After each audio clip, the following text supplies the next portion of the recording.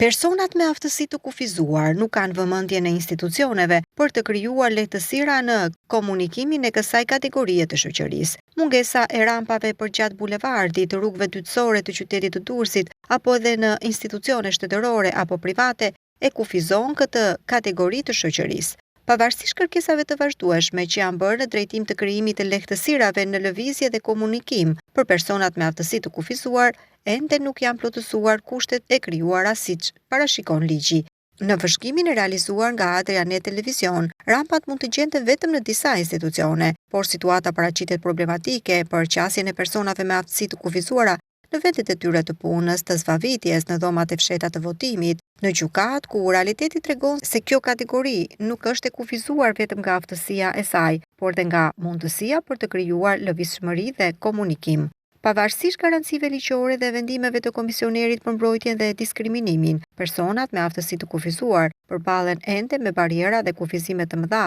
të aksesit në institucione publike dhe ato private.